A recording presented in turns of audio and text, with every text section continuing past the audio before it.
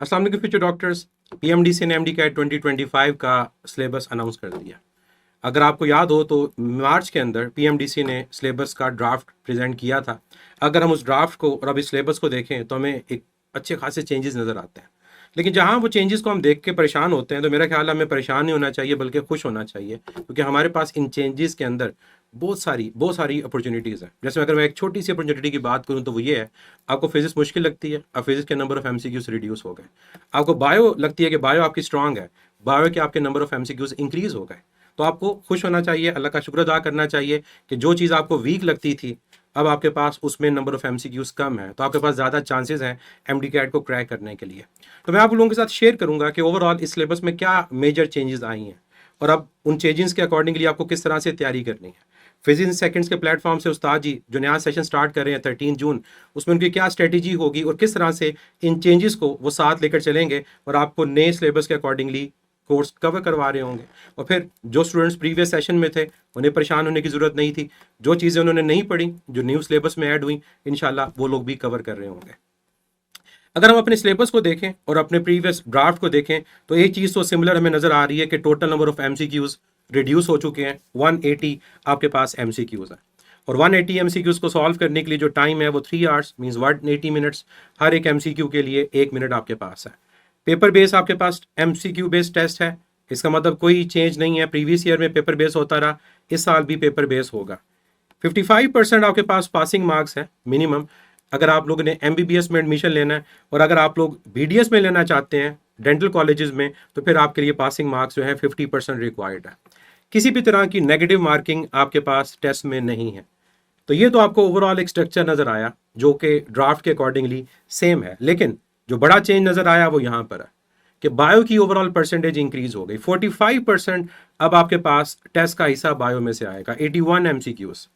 अगर आप केमिस्ट्री के और फिजिक्स के नंबर ऑफ एमसीक्यूज देखो तो लास्ट ईयर से रिड्यूस हो गए और फिजिक्स की परसेंटेज केमिस्ट्री के बराबर होती थी, अब केमिस्ट्री से कम है। केमिस्ट्री 25% है, फिजिक्स 20% है। केमिस्ट्री में 45 एमसीक्यूज होंगे और फिजिक्स में से 36 एमसीक्यूज। अगर आप लॉजिकल रीजनिंग और इंग्लिश को देखो तो दोनों की परसेंटेज इक्वल हो गई। लास्ट ईयर इंग्लिश के नंबर ऑफ एमसीक्यूज ज़्यादा थे, अब इंग्लिश और लॉजिकल दोनों में 9 एमसीक्यूज हैं और इस तरह से टोटल नंबर ऑफ एमसीक्यूज आपके 180 हैं। अगर हम ओवरऑल डिफिकल्टी लेवल को देखें तो 15% ईजी, 15% डिफिकल्ट और आपके पास 70% एमसीक्यूज जो होंगे वो मॉडरेट होंगे। फिर अगर हम ये देखें कि क्या परसेंटेज है नॉलेज बेस्ड क्वेश्चंस की या एप्लीकेशन बेस्ड क्वेश्चन की, तो ऐसी कोई डिटेल हमें इस सिलेबस में नहीं मिलती। अब क्या ये परेशानी की बात है? नो। एमडी कैट का जो टेस्ट होता है वो ईजी होता है। अगर वो ईजी होता है तो इसका मतलब अभी भी आपके पास 70% एमसीक्यूज नॉलेज बेस होंगे और 30% एमसीक्यूज आपके एप्लीकेशन बेस होंगे। तो इस हवाले से आप लोगों ने परेशान नहीं होना, लेकिन ये डिटेल इस सिलेबस में मेंशन नहीं है। ये जो बात मैं कर रहा हूँ ये प्रीवियस ईयर्स के ओवरऑल एक्सपीरियंस की बेस पे कर रहा हूँ कि जब ये चीज़ मेंशन नहीं भी होती थी तो कैसे एमसीक्यूज पूछे जाते थे। अब वन बाय वन आप लोगों के साथ मैं शेयर करूंगा कि हर सब्जेक्ट में क्या चेंजेस आए, जो बिग चेंजेस हैं वो भी और जो स्मॉल चेंजेस हैं उनका भी जिक्र करेंगे। सबसे पहले बायो की बात करें तो बायो का जो पहला यूनिट है ए सेलुलर लाइफ का, अब इस यूनिट के अंदर आपके पास पहले वायरस के अलावा बैक्टीरिया का टॉपिक होता था, अब इसमें बैक्टीरिया को रिमूव कर दिया गया। तो पहले बैक्टीरिया पढ़ते थे, अब बैक्टीरिया नहीं पढ़ना।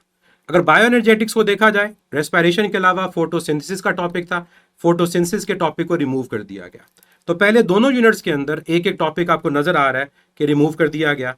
तो जो थर्ड यूनिट बायोलॉजिकल मॉलिक्यूल है इसमें एक टॉपिक ऐड कर दिया गया है और वह है स्ट्रक्चर ऑफ डीएनए। पहले नहीं होता था, अब आप इसको कवर कर रहे होगे। फोर्थ यूनिट सेल स्ट्रक्चर और फंक्शन का, इसमें से क्लोरोप्लास्ट के टॉपिक को रिमूव कर दिया गया। आगे चलें, हमारे पास unit number 5 coordination and control, इसमें जो रिमूव किया गया टॉपिक वो हार्मोन्स का है। तो अभी तक आप देखो तो 4 टॉपिक्स रिमूव हो गए हैं, एक टॉपिक आपके पास ऐड हुआ। ब्रेन के अंदर कुछ डिटेल ऐड कर दी गई हैं, तो ज़्यादा डिटेल में आप लोग इसको कवर कर रहे होगे। एंजाइम्स के अंदर कोई चेंज नहीं है। एवोल्यूशन के अंदर जो चेंज है वो आपके पास एविडेंस ऑफ एवोल्यूशन का टॉपिक रिमूव कर दिया गया, तो एक और टॉपिक रिमूव कर दिया गया। रिप्रोडक्शन के अंदर कोई चेंज नहीं, स्पोर्ट एंड मूवमेंट के अंदर कोई चेंज नहीं है। इसके बाद अगर हम देखें इनहेरिटेंस को, किसी भी तरह का चेंज नहीं। सर्कुलेशन, इम्यूनिटी, रेस्पिरेशन, डाइजेशन, इसमें जो चेंज है वो सिर्फ ये कि इफेक्ट ऑफ स्मोकिंग के टॉपिक को ऐड कर दिया गया, अदरवाइज और कोई चेंज नहीं है। अगर बिग चेंज की बात करें तो वो हमारे पास दो न्यू यूनिट्स हैं। एक हमारे पास यूनिट जो है वो होम्योस्टेसिस का है, ये पहले सिलेबस में नहीं होता था, और दूसरा जो चेंज है वो बायोटेक्नोलॉजी का है। ये दोनों यूनिट बायो के अंदर ऐड कर दिए गए। तो जहां पर ये चेंज है कि अब 45% हिस्सा एमडी कैट का बायो में से होगा, 81 एमसीक्यूज बायो में से होंगे, वहां पर आपके दो यूनिट ऐड कर दिए गए, 2-3 टॉपिक्स ऐड कर दिए गए, और ज्यादातर अगर आप देखो तो 5 से 6 टॉपिक्स रिमूव कर दिए गए। अगर हम केमिस्ट्री को देखें तो केमिस्ट्री के अंदर हमें जो सबसे बिग चेंज नजर आता है वो ये कि हमारे पास एक नया यूनिट ऐड कर दिया गया, और वो नया यूनिट आप लोग अपने इंटर एफएससी के सिलेबस में पढ़ते थे, इसका मतलब कोई न्यू चीज आपके लिए नहीं है। और वो यूनिट कौन सा है? इंडस्ट्रियल केमिस्ट्री का, बिल्कुल लास्ट के अंदर यूनिट ऐड किया गया। इसके अलावा ऐसा कोई भी यूनिट रिमूव नहीं किया गया, कोई भी टॉपिक रिमूव नहीं किया गया, सब चीजें सेम है। परसेंटेज फिजिक्स के मुकाबले में केमिस्ट्री की इंक्रीज हो गई। और इसके अलावा जो चेंज नजर आता है वो ये कि ड्राफ्ट के अंदर जो टॉपिक्स रिमूव किए गए थे 2024 के मुकाबले में, जैसे डिस्कवरी ऑफ प्रोटॉन का था, वो ऐड कर दिया गया। एक छोटा सा टॉपिक जो ऐड हुआ, जो केमिस्ट्री के टीचर ने हमें बताया, वो क्या है? वो आपके पास हाइड्रोजन स्पेक्ट्रम का टॉपिक है एटॉमिक स्ट्रक्चर में, और वो आप फिजिक्स में भी पढ़ते हो। बाकी तमाम जो सब्जेक्ट्स के टीचर्स हैं वो आपको 1 बाय 1 बताएंगे डिटेल के अंदर कि सिलेबस में क्या चेंज है और क्या आपकी स्ट्रेटेजी होनी चाहिए। तो किसी भी तरह से परेशान नहीं होना, फिजिक्स इन सेकंड के उस्ताद जी आप लोगों के साथ हैं, और इंशाल्लाह आप लोगों को इसका बेस्ट सोल्यूशन देंगे। अब बात करते हैं नेक्स्ट सब्जेक्ट की, जो कि मेरा अपना सब्जेक्ट है फिजिक्स का। फिजिक्स में जहां पर एक मेजर चेंज हमें नजर ये आता है कि जो टोटल नंबर ऑफ एमसीक्यूज वो रिड्यूस कर दिए गए।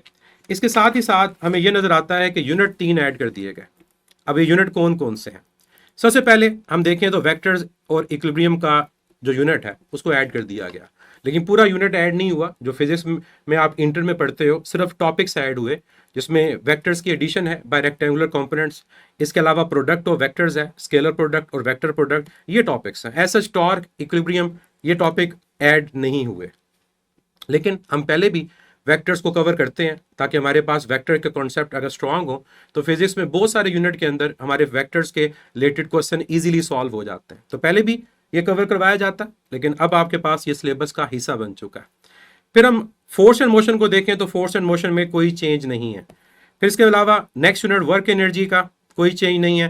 पहले भी हम पूरा यूनिट कवर करते थे, अब भी हम कवर कर रहे होंगे। रोटेशन एंड सर्कुलर मोशन के अंदर 2024 के मुकाबले में अगर देखो तो ड्राफ्ट के अंदर उन्होंने सेंट्रीपिटल एक्सेलेरेशन और फोर्स के टॉपिक को रिमूव किया था, अब वो सिलेबस का हिस्सा नहीं है। तो जो फाइनल सिलेबस है उसमें आपको सेंट्रीपिटल फोर्स और एक्सेलेरेशन नजर नहीं आता। नया यूनिट जो ऐड हुआ वो फ्लूइड डायनामिक्स का। अगर हम पिछले 4-5 साल पहले की बात करें तो फ्लूइड डायनामिक्स एमडी कैट के सिलेबस का हिस्सा था, अब दोबारा से फ्लूइड डायनामिक्स को सिलेबस में ऐड कर दिया गया। तो ये एक मेजर चेंज है फिजिक्स के अंदर। इसके बाद अगर आप वेव्स को देखो तो वेव्स का यूनिट पहले भी हम कंप्लीट पढ़ते थे, सिंध के अंदर ये कॉस्टिक्स के नाम से है, अब भी हम इसको कंप्लीट कवर कर रहे होंगे। जो चेंज आया वेव्स के अंदर वो सिंपल हार्मोनिक मोशन के टॉपिक में आया, और उन्होंने एक टॉपिक ऐड कर दिया और वो है circular motion and simple harmonic motion. आप लोग जानते हैं कि जब बॉडी यूनिफॉर्म सर्कुलर मोशन में होती है तो उसका projection simple harmonic motion show करता है, उस टॉपिक को ऐड कर दिया गया। थर्मोडायनेमिक्स में कोई चेंज नहीं है, इलेक्ट्रोस्टैटिक्स में कोई चेंज नहीं है। इसके बाद अगर हम आते हैं current electricity, electromagnetism, electromagnetic induction, कोई चेंज नहीं है। चेंज इलेक्ट्रोमैग्नेटिक इंडक्शन में प्रीवियस ईयर के सिलेबस से है, और वो अल्टरनेटिंग जनरेटर का जो आपके पास टॉपिक है पहले था, अब वो ड्राफ्ट में भी निकाला गया, अब भी वो सिलेबस में प्रेजेंट नहीं है, लेकिन हम उसको कवर करते हैं। और reason electromagnetic induction, otherwise syllabus में वो मेंशन नहीं है। एक और मेजर चेंज फिजिक्स के अंदर अल्टरनेटिंग करंट का यूनिट ऐड कर दिया गया, पहले ये सिलेबस का हिस्सा नहीं था, अब अल्टरनेटिंग करंट हमें कवर करना है। और इसमें जब हम कवर करेंगे तो हम alternating current across resistor, inductor, capacitor, इन तीनों को कवर करेंगे, और फिर इलेक्ट्रोमैग्नेटिक इंडक्शन को अब एक सेपरेट टॉपिक के तौर पे भी कवर कर रहे होंगे। इलेक्ट्रॉनिक्स में, डॉन ऑफ मॉडर्न फिजिक्स में, एटॉमिक स्पेक्ट्रा में, न्यूक्लियर फिजिक्स में कोई चेंज नहीं है। एक छोटा सा जो चेंज नजर आता है वो इलेक्ट्रॉनिक्स में आता है, पीएन जंक्शन, लेकिन हम उसको पहले भी कवर करते हैं, बाइसिंग को कवर करते हैं, लेकिन अब उन्होंने स्पेसिफिकली उस टॉपिक को यहाँ मेंशन कर दिया।